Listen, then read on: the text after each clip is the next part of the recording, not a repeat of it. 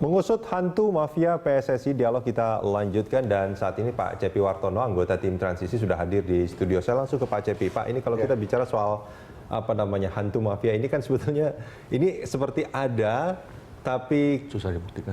Susah dibuktikan, kita ngerasain tapi gimana gitu kan ya. Kayak bawa kentut gitu loh, Mas. Kayak bawa kentut ya. Itu tercium tapi mana? Tapi tiba-tiba siapa yang gitu kan. Ya, memang ini faktanya begitu. Justru maka sekarang kita sedang mengumpulkan data dan bukti dan kita tidak mau ini menjadi fitnah. Oleh karena itu maka kita pilih dan kita pilih mana yang benar-benar menjadi masukan yang berharga yang bisa kita dorong ke Barreskrim, yang bisa kita dorong ke KPK. Nggak, artinya kalau kita bicara soal mafia sepak bola ini sampai PSSI sampai akhirnya dibekukan, artinya orang-orang yang melakukan itu memang betul-betul berada di PSSI dan menguasai. Masif Mas ini masif kok. Ini kemarin itu waktu kita panggil beberapa saksi, mereka mengatakan bahwa mau masuk itu tuh izin sama PSSI dan bayar. Mau gitu. masuk maksudnya gimana? Mau masuk untuk mengatur skor itu harus izin gitu loh dengan oknum-oknum di PSSI dan itu bayar. Ada yang 200 juta, ada yang 400 juta gitu loh. Dan mereka tutup mata sehingga terjadi pengaturan skor itu diketahui oleh PSSI. Oke, bukan tutup mata sebetulnya kalau kayak gitu. Kalau mereka bayar untuk melakukan itu berarti mereka memang terlibat. Iya, terlibat. Memang terlibat. Iya. Dan itu secara masif. Dan itu dilakukan oleh hampir seluruh pengurus PSSI tahu lah begitu gitu loh. Oke, ini menarik sebetulnya. Tapi di sisi lain kan Pak Cepi, ini seperti yang dikhawatirkan oleh banyak orang, termasuk juga Mas Hanif katakan, dengan pembekuan PSSI ini klub-klub juga tidak bisa bertanding gitu. Pemain-pemain juga sekarang banyak yang jadi jualan makanan gitu kan seperti itu. Nah, gimana Pak Cepi? Ya, jadi gini loh, kami tidak pernah berencana untuk menutup kompetisi gitu ya Mas. Jadi ini yang kita lakukan. Artinya Kemenpora sudah minta berulang kali untuk dijalankan. Tetapi PT Liga tidak mau melaksanakan itu karena tidak di bawah PSSI. Nah, maka kita yang ambil alih. Kita ambil, kalau nggak mau jalan ya udah kita ambil alih. Nah, sekarang sedang dalam proses.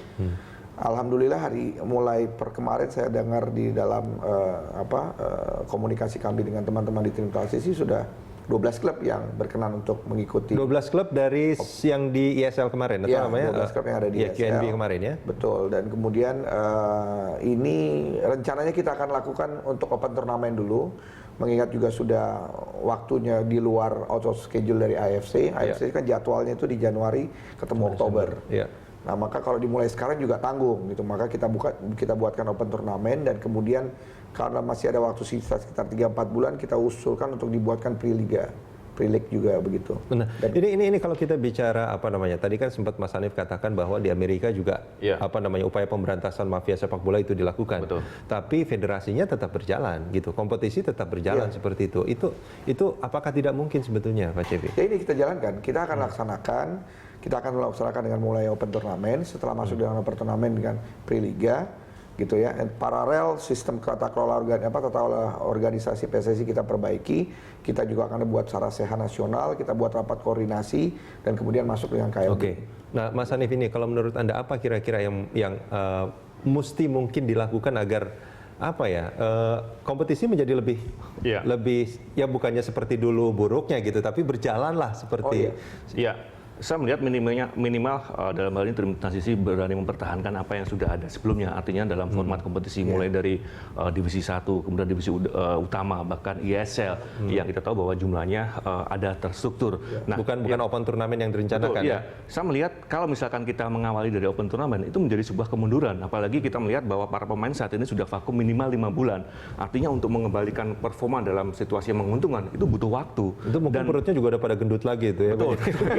Satu lagi bahwa ada indikasi yang sejauh ini saya melihat ada butuh ketegasan dan keterbukaan mungkin dari tim transisi dan pemerintah, bahwa saya melihat dalam beberapa hari terakhir isu-isu yang saya juga tidak tahu benar atau tidaknya, namun ada indikasi bahwa tim-tim itu menolak gabung ke tim transisi nantinya, kompetisi yang dibangun oleh tim transisi. Artinya apa? Bahwa ini butuh lagi sebuah komunikasi yang lebih intens. Effort lagi. Betul. Karena ada indikasi juga bahwa apa yang dikatakan tim di hadapan tim transisi ini dikatakan mau ikut. Namun ketika dihubungi lagi, saya tidak mau bergabung dengan sebuah kompetisi yang di bawah pemerintah karena ini berseberangan dengan apa yang diinstruksikan oleh FIFA. Jadi dalam hal ini saya agak rancu ya, mana yang benar. Apa yang harus dilakukan kalau menurut Mas Hanif? Apa yang dilakukan oleh tim transisi supaya ini betul-betul solid gitu? Oke lah, federasi mungkin ya saat ini dibekukan gitu. Tapi bagaimana supaya klub-klub ini Apa harus dihubungi atau bagaimana? Pada faktor komunikasi. Kita tahu bahwa saat ini ada 2 level profesional, divisi utama dan ISL. Kita tahu bahwa jumlahnya sangat banyak. ISL ada sekitar 18 tim, kemudian ada 50 tim di sana. Nah, ajaklah dengan komunikasi. Takutnya kalau hanya komplain dari sepihak seperti ini akan terjadi pengulangan seperti 3-4 tahun yang lalu. Komunikasi seperti apa, Mas Hanif? Kalau kemarin kan sebetulnya sudah pernah dipanggil sebetulnya kan. Dikumpulkan semuanya, diarahkan bagaimana dan diajak diskusi seperti apa kompetisi yang diinginkan.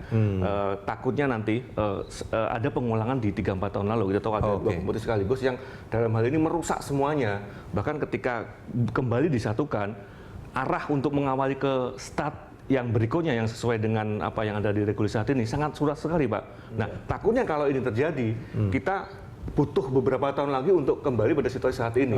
Dan itu sangat lama. Sepak bola itu sangat berbeda dengan warga yang lain. Ada ada proses yang saya pikir tidak bisa dilakukan dalam 1-2 tahun karena multi efeknya sangat besar sekali. Ya, kita ingat waktu itu ISL ada IPL juga kan. Itu memang jadi gimana ya? Ya, betul. Kalau di kami ini tidak pernah berpikir untuk ada dualisme, itu yang pertama. Ya. Tidak ada yang berpikir itu sebetulnya, tapi kemungkinan kejadian itu kan akan muncul gitu. Ya, kalau sekarang kan jelas ya, aturannya semua ada wewenang di tangan pemerintah. Kita punya kekuasaan, kita sudah larang, dia nggak bisa jalan. Gitu. Dia harus jalan ikut aturan main kita. Nah, sekarang memang komunikasi sedang berjalan, Mas. Sedang berjalan, sedang berlangsung. Kalau ada kerancuan sana sini mungkin ya itu tadi saya bilang ada ewo dari kelompok beberapa tim yang tidak enak ya, tetapi ngomong di kami mau menjalankan. Ya kita lihatlah hari perkembangannya. Kita kan ingin ini jalan. Kalau kita ingin jalan ya ayo kita jalan. Tapi memang kita ingin menjalankan ini dengan format yang baru. Artinya format yang baru itu begini. Kita ingin ada mereka fakta integritas. Kita nanti minta mereka itu menandatangani baik dari perangkat pertandingan, kemudian klub-klub itu menandatangani satu fakta integritas bahwa tidak boleh lagi ada match fixing, tidak boleh lagi ada pengaturan skor. Kalau ini terjadi maka tuntutan hukumnya adalah ini. Di fakta integritasnya itu termasuk sanksi? Sanksi, ada. Baik. Kita akan dorong seperti itu. Kita akan paksa teman-teman ini untuk bermain di dalam jalur yang benar. Pak Cepi, kita akan sambung ini di segmen berikut nanti. Mas Hanif, kita jeda sebentar.